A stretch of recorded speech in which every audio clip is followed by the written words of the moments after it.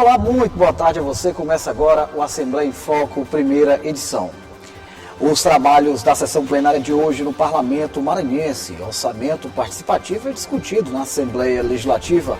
A audiência debate medidas de combate à aftosa no Maranhão.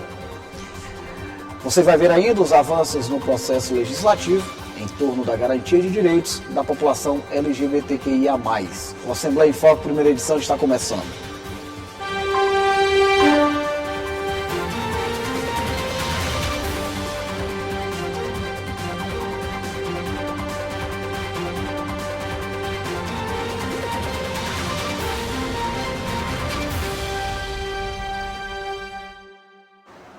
Encerrada agora há pouco a sessão plenária desta quarta-feira no Parlamento Maranhense. Nós vamos conversar ao vivo com a repórter Milena Dutra, que tem os destaques direto do plenário.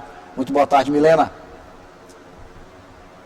Olá, boa tarde, Ronald. Boa tarde a todos que assistem à TV Assembleia. Pois é, hoje foi a última sessão plenária da semana, já ressaltando que amanhã, quinta-feira, que haveria sessão, não haverá por conta do feriado de São Pedro, lembrando que sexta-feira é ponto facultativo aqui no Parlamento Estadual. Nós acompanhamos a sessão plenária de hoje, os deputados subiram à tribuna, fizeram pronunciamentos e aprovaram projetos de lei importantes para o Estado. Os deputados Florencio Neto, Rafael e Júlio Mendonça destacaram a realização da audiência sobre o orçamento participativo, realizada ontem à tarde aqui na Assembleia Legislativa, que contou com a presença de vários deputados, entre eles a presidente Iracema Vale e também o governador Carlos Brandão. O deputado Rildo Amaral anunciou emendas parlamentares para a pavimentação de ruas na cidade de Imperatriz.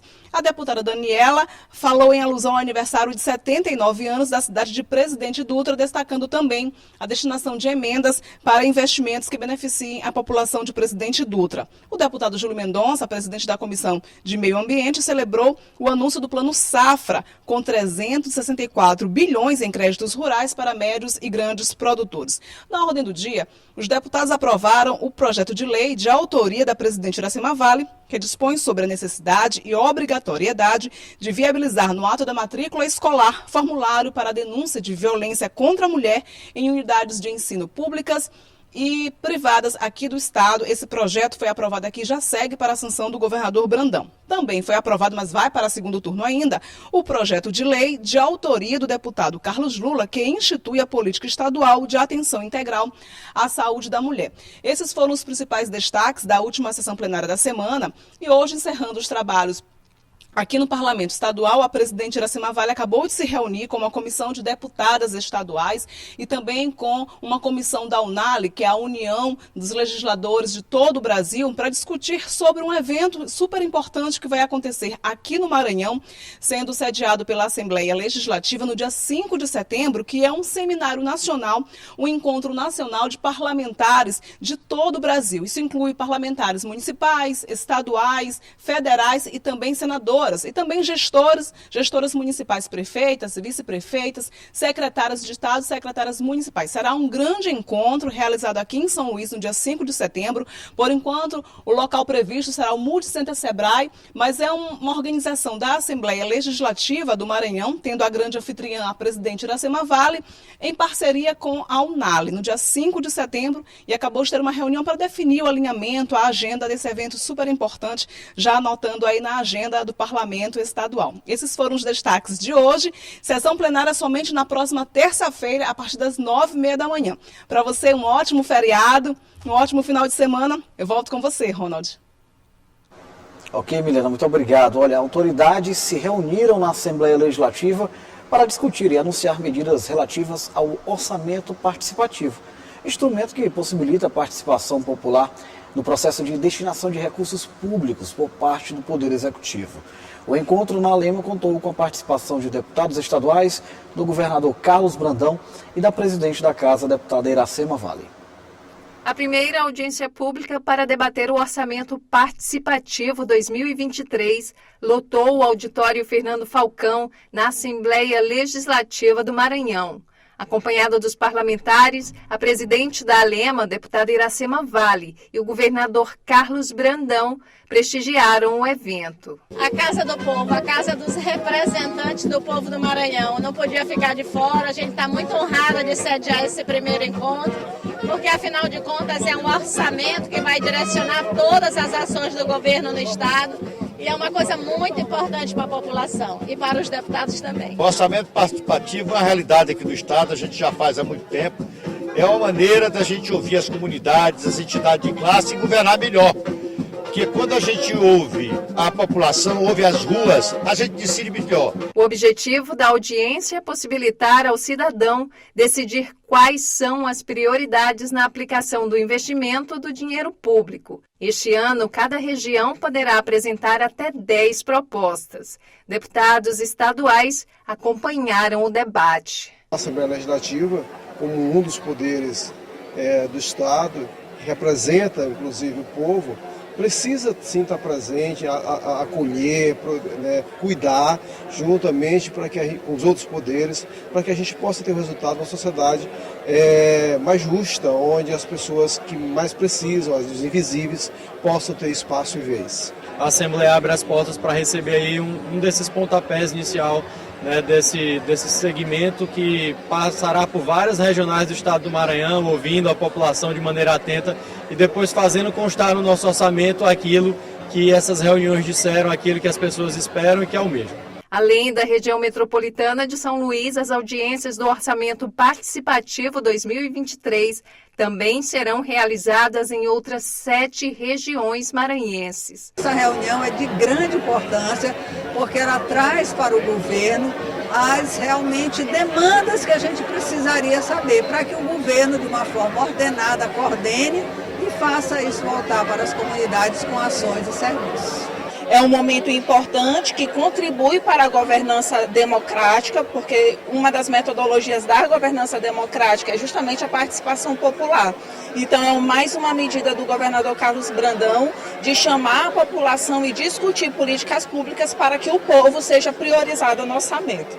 O OP é uma oportunidade para os diversos setores da sociedade civil apresentarem propostas inclusivas para educação, economia, cultura e infraestrutura no Estado.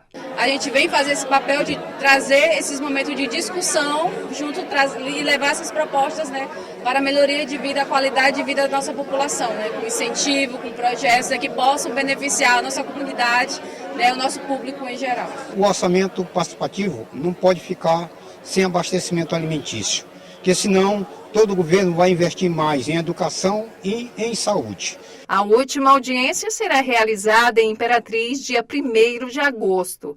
Ao final, até 320 propostas serão integradas ao Plano Plurianual 2024-2027. O grande desafio da pessoa que tem deficiência ou mobilidade reduzida é ir e vir, e o governo tem esse interesse de investir em transporte acessível especializado. Por isso o programa Travessia está aqui participando do orçamento participativo para que a gente consiga ampliar a nossa frota. Nós estamos em 46 cidades, a gente tem uma meta de chegar a 100 e, se Deus quiser, vai dar tudo certo. Em audiência pública, deputados discutiram medidas de combate à aftosa no Maranhão. A Assembleia Legislativa tem participado amplamente e promovido reuniões em torno do assunto, buscando diálogos e parcerias que possam garantir o combate ao problema no Estado. A audiência pública da Comissão de Assuntos Econômicos debateu a campanha Maranhão Livre de Febre Aftosa sem vacinação. O deputado Florencio Neto, autor do requerimento que solicitou a audiência, ressaltou a importância da proposta para beneficiar os produtores e criadores do Maranhão. Debater as condições da GED, debater as condições de vigilância sanitária ao longo das nossas fronteiras aqui no Estado, de forma que é essencial esse momento como pré-requisito para que brevemente, eu tenho muita certeza disso, pelo rumo que as coisas estão tomando, pelos investimentos anunciados pelo governador Carlos Brandão para a GED, que a gente vai poder acender essa condição sanitária que é fundamental para o Maranhão poder comercializar livremente esse que é um dos seus principais produtos, né, que é a carne aqui no estado do Maranhão. O presidente da comissão, deputado Francisco Najib, citou a proposta como opção para o aumento e consolidação do mercado agropecuário do estado. Até 10 de julho será informado a GED e em seguida vamos trabalhar para que os dados técnicos, pesquisas possam provar que nós não temos mais esse problema de aftosa e possa liberar na próxima vacinação a isenção dela. Durante a audiência, o presidente da Agência Estadual de Defesa Agropecuária explicou sobre a febre aftosa e considerou a proposta importante para a economia do Maranhão. Muito importante para a gente apresentar para o nosso legislativo, nossos deputados e para a população em geral a importância da mudança de status sanitário do estado do Maranhão para a retirada da vacinação contra a aftosa. Lembrando que o estado do Maranhão hoje é considerado zona livre de aftosa com vacinação. E nosso pleito é fazer a retirada da vacina, na verdade fazer a mudança, porque a gente vai suspender a vacina e focar no monitoramento da doença no estado por meio de blitz, de fiscalizações da AGED. E isso abrirá fronteiras para o estado, tendo em vista que a gente poderá fazer o comércio irrestrito, ou seja, com todos os estados do Brasil e até um comércio internacional do nosso rebanho. O governo do Maranhão está empenhado, junto com os produtores e criadores, para a retirada da vacina contra a febre aftosa em 2024, criando uma ampla imunização dos rebanhos ainda este ano. Entre os interesses estão a valorização do valor do gado, intensificação da comercialização interna e o aumento da exportação. É importante para todo o estado do Maranhão. O estado do Maranhão vem aí há alguns anos tentando deixar o estado livre da vacinação. E eu acredito que esse ano é um ano importante para o nosso estado, porque com certeza vai estar aí agregando mais valor ao nosso produto da pecuária, né? No caso, ao nosso rebanho bovino, né? O Maranhão hoje está impedido de exportar seus produtos, está impedido de trafegar produtos de outros estados que ainda está com a mesma, que já está livre da febre aftosa, porque nós ainda não estamos livres da vacinação. No próximo bloco você acompanha a previsão do tempo para as próximas horas no estado. E mais a inauguração da sede do Ministério Público, prestigiada por autoridades e representantes da sociedade civil. A gente volta já.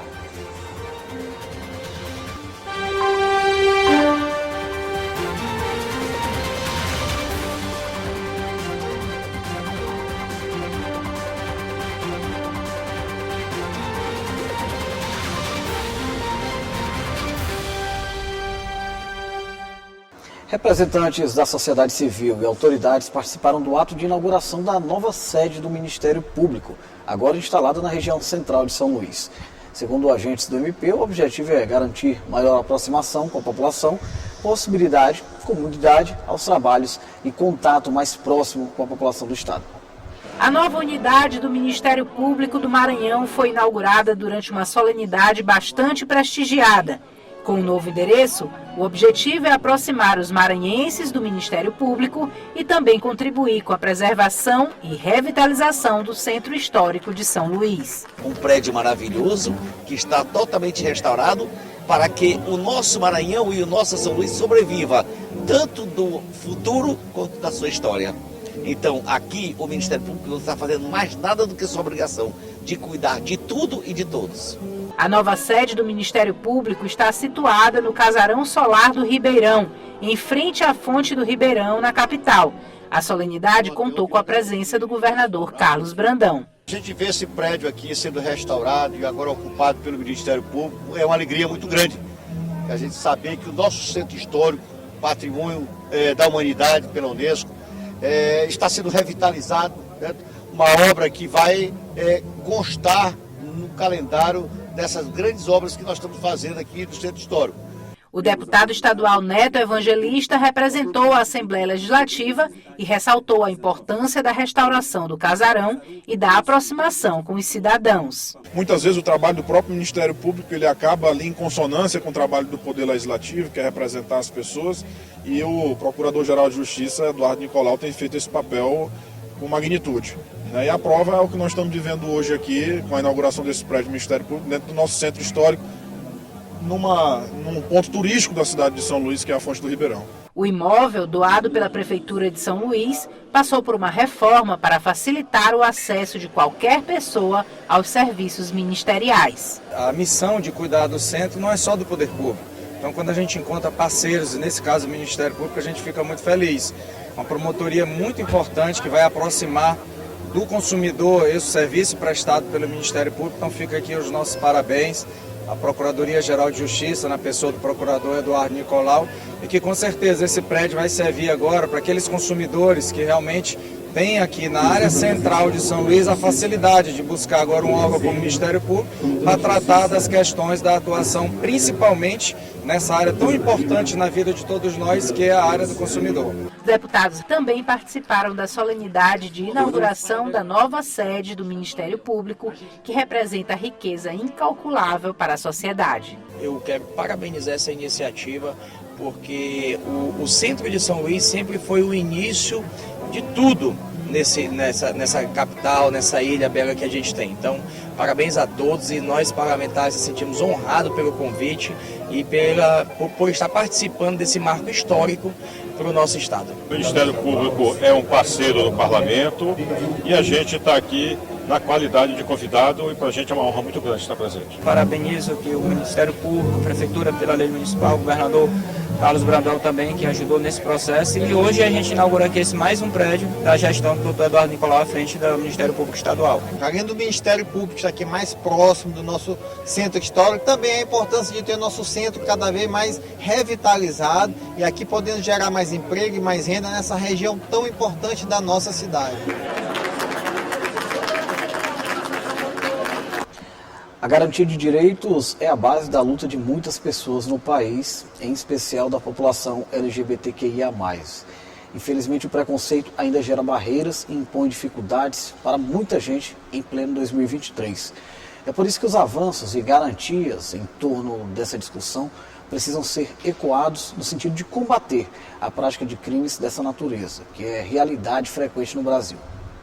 A vida do Aécio é exemplo para quem enfrenta diariamente o preconceito. Casado com o Vicente, pai da Ava de 8 meses, sua história tem servido de inspiração para quem faz parte da comunidade LGBTQIA+. Hoje, dia 28, é um dia de se orgulhar, de celebrar. E eu tenho muito orgulho da minha história, de ter erguido a minha cabeça e seguido em frente, dentro do preconceito que eu enfrentei. No trabalho, como eu falei para você, no dia a dia, para casar. No início, quando a gente se propôs a casar, a gente teve um pequeno preconceito dentro já do cerimonial. A gente foi para uma feira de noivas, onde nós dois éramos os únicos homens dentro dessa feira de noivas, e tinham duas pulseirinhas. Uma pulseirinha era para a noiva e a outra pulseirinha era para o noivo. E a recepcionista já na entrada colocou no meu pulso a pulseirinha do noivo, e no pulso do Vicente colocou a pulseirinha da noiva. E aí o Vicente falou, não, mas eu sou noivo também, nós somos dois noivos. Ela, não pode, tem que colocar o do noivo e o do noivo. E aí a gente achou aquilo assim tão estranho, tão absurdo. E aí a gente já falou, esse buffet esse cerimonial a gente não vai escolher. Aí a dona do buffet, que eu sempre falo que é a Marina, ela veio, rasgou a pulseira do braço do Vicente e colocou a pulseira no braço dele e falou, você é um noivo, você não é noiva. Então, nesse dia, a gente ficou assim, cara, as pessoas elas não estão preparadas ainda para verem dois homens aqui dentro da nossa cidade casando. O debate evoluiu muito em relação aos direitos LGBTs. Então, hoje em dia, por exemplo, casais gays, casais de mulheres lésbicas, eles podem casar, podem viver em união estável, ter essa união reconhecida, podem adotar crianças, homens gays podem doar sangue, o que não podia há algum tempo atrás, mas nós temos ainda muito a ser conquistado. No direito, por exemplo, nós temos que ter mais leis que protejam as identidades LGBTs, que nós temos também que avançar muito na cultura, né? Ter seu espaço garantido e o cumprimento dos seus direitos foi algo que Aécio conquistou com muito esforço. O dia 28 de junho é o Dia Nacional de Orgulho LGBTQIA+. O objetivo desse dia é evidenciar direitos de uma comunidade que ainda sofre muito preconceito. Aqui no Parlamento Maranhense, a criação de leis tem ajudado a construir uma trajetória de mudança dessa realidade. Na Assembleia Legislativa do Maranhão, a Lei nº 10.333, de autoria do Poder Executivo, criou o Conselho Estadual dos Direitos de Lésbicas, Gays, Bissexuais, Travestis e Transsexuais do Maranhão. A Lei nº 9.427 institui o dia 17 de maio como Dia Estadual de Combate à Homofobia. A Lei nº 11.521/2019 dá reconhecimento ao uso do nome social para pessoas trans nos órgãos de administração pública. E a mais recente, a Lei nº 11.521/2021, estabelece a obrigatoriedade da comunicação em casos de violência em atendimento de saúde na rede rede pública ou privada do Estado.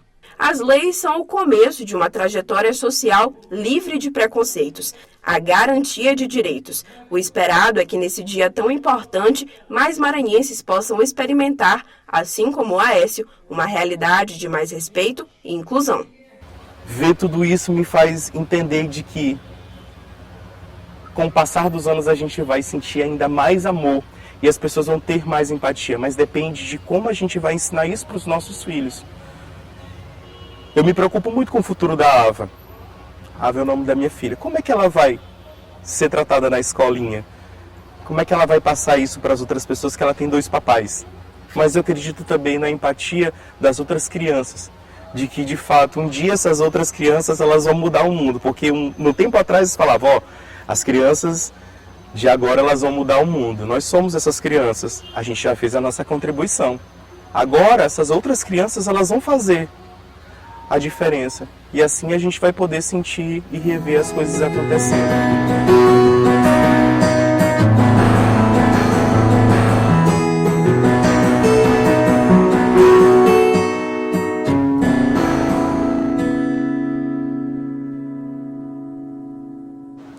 Agora vamos ficar por dentro das expectativas para o clima nas próximas horas no estado com a Ananda Fontinelli, que tem todas as informações. Muito boa tarde, Ananda. E o que a gente deve esperar para as próximas horas, hein?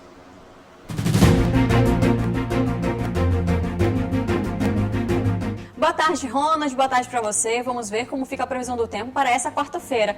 Olha só, na capital hoje amanheceu firme, mas pode-se esperar chuvas isoladas. A previsão é de 10 milímetros de chuva. A mínima é de 24 e a máxima de 31 graus. Já em Anaporus, pode-se esperar um sol com muitas nuvens e uma chuva rápida por lá. A mínima é de 23 e a máxima de 34 graus. Já na cidade Presidente Dutra, que hoje completa 80 anos de emancipação, os moradores podem esperar um tempo nublado, mas sem possibilidade de chuva na região. Os termômetros variam entre 22 a mínima e 32 a máxima. É isso, Ronald, a gente se vê amanhã. Até lá! Nada, muito obrigado. Olha, hora do intervalo, mas na volta a gente confere como é que vai ser o funcionamento do comércio durante o feriado de São Pedro. Você vai ver aí uma reportagem sobre uma das delícias da culinária maranhense, o arroz de cuchá. A gente volta já.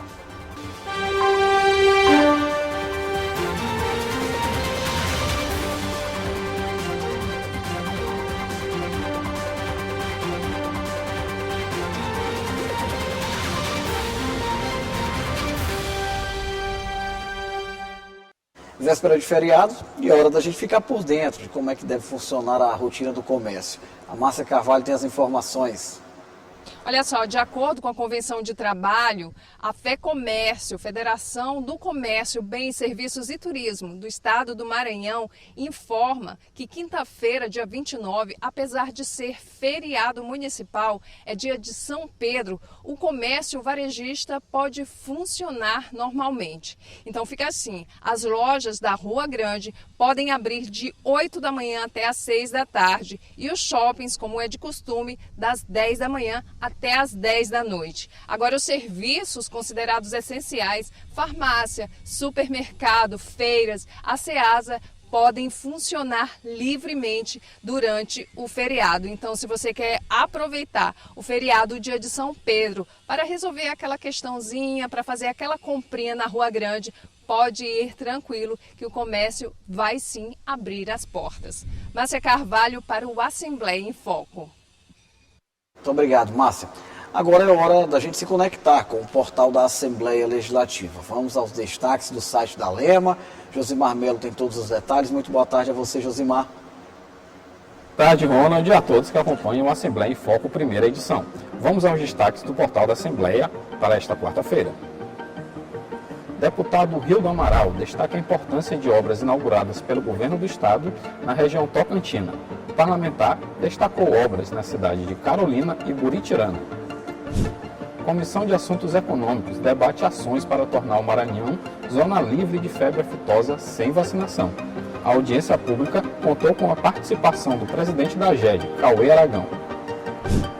E o deputado Wellington do Curso tomou posse como vice-presidente da União de Parlamentares Sul-Americanos na cidade de Buenos Aires.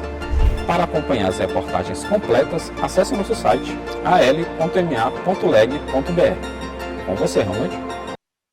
Então, obrigado, Josimar. Ao longo do mês de junho, temos levado a você, telespectador da TV Assembleia, uma série de reportagens sobre o nosso maravilhoso São João, que além de reunir música, danças e outras apresentações, também é responsável por uma das culinárias mais apreciadas do mundo. Eu sei que na hora do almoço é maldade, viu? Mas hoje, a Bel Soares nos traz um pouco sobre um dos pratos mais apreciados do Maranhão, que é o arroz de cuchá.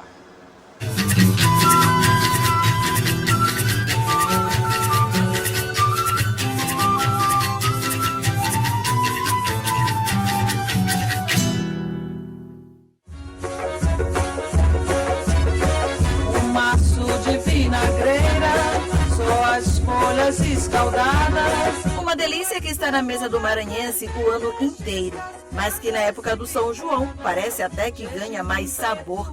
O arroz de cuchá é do Maranhão e preparar esse prato tão nosso pode ser bem mais simples que parece. Para nos ajudar nessa missão, entra em cena a Mary Rose, tecnóloga em alimentos e culinarista há 25 anos. Os ingredientes são bem conhecidos dos maranhenses e a grande estrela é a vinagreira. Nós estamos aqui para fazer a preparação do nosso arroz de cuchá. O arroz de cuchá é um prato típico daqui do Maranhão.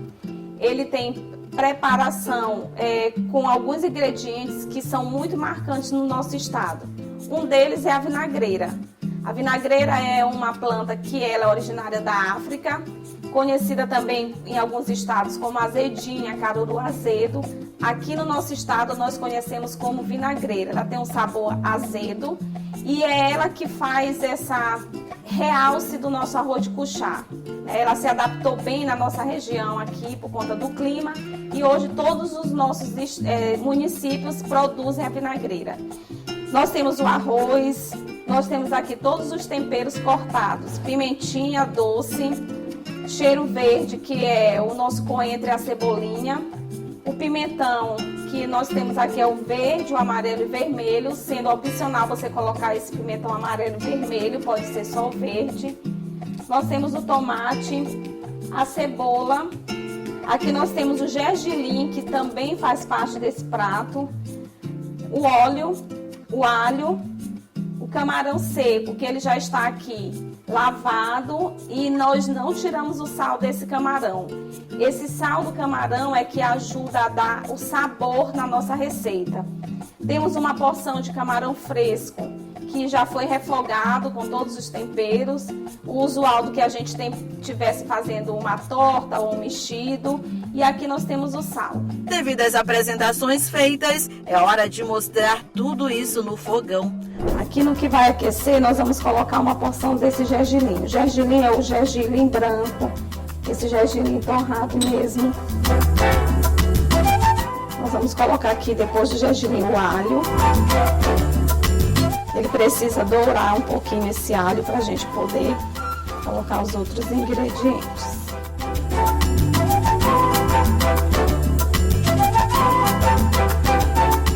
Aqui nós vamos começar a colocar os nossos temperinhos cortados. A cebola, só uma cebola. Para uma receita a gente utiliza uma cebola. Na culinária a gente diz para vocês que esse corte de temperos, ele fica muito importante na apresentação do prato. Então, esse carinho que a gente deve ter com as preparações de cortar cubos bem uniformes, né? O alimento, para ele ter essa durabilidade também, esses temperos, eles têm sempre que estar frescos.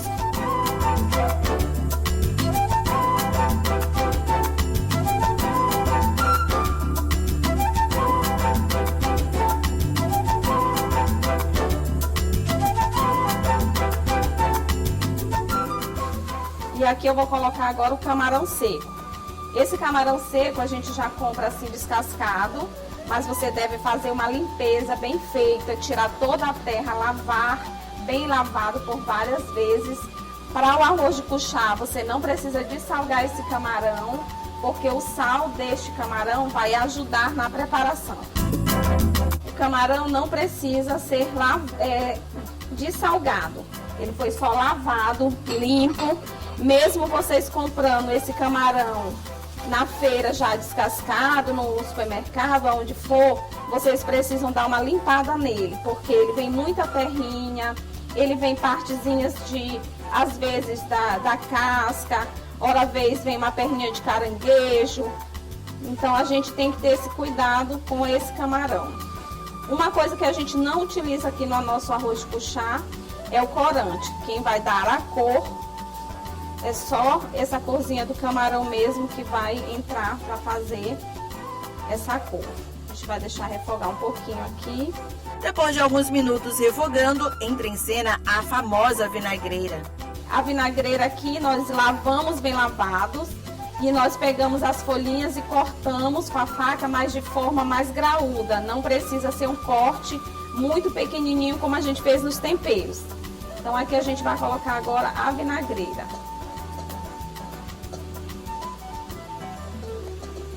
Essa preparação de arroz de cuchá, algumas pessoas servem como prato único, né? Mas nós aqui comemos normalmente acompanhado de um peixe frito, nós podemos comer acompanhado de uma torta. Mas ele é um prato que a gente pode servir como único. Uma pausa para explicar sobre o corte dos temperos. A vinagreira, para a gente colocar no arroz de cuchá, nós vamos fazer um corte dela, um corte que não precisa ter tão uniforme quanto o corte dos temperos. Vocês vão cortar, picar mesmo grosseiramente com a faca e lavar bem lavado para que tire todo o resquício de terra que possam ter nessa vinagreira. Se já tem vinagreira, que vem ao arroz. Agora nós vamos colocar aqui o arroz. Esse arroz ele já foi lavado e escorrido. Ele pode ser feito com outro tipo de arroz? Pode. Eu posso usar meu arroz integral, eu posso usar um arroz parbolizado, se é esse que eu gosto, né? E aqui a gente vai deixar esse arroz refogar. Mais camarão para garantir um sabor original e deixar ferver tudo junto.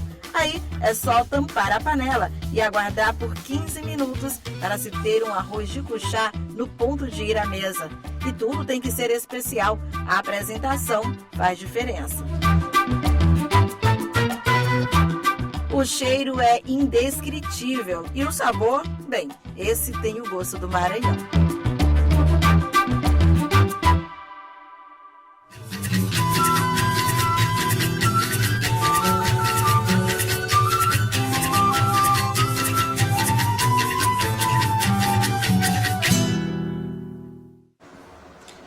Você não está vendo, mas por aqui, por trás das câmeras, estão todos querendo correr para o almoço depois dessa, viu? Então não me resta dizer outra coisa a não ser que o AF1 fica por aqui. Reveja as nossas reportagens por meio do site al.ma.leg.br. Tenha uma ótima tarde e até amanhã.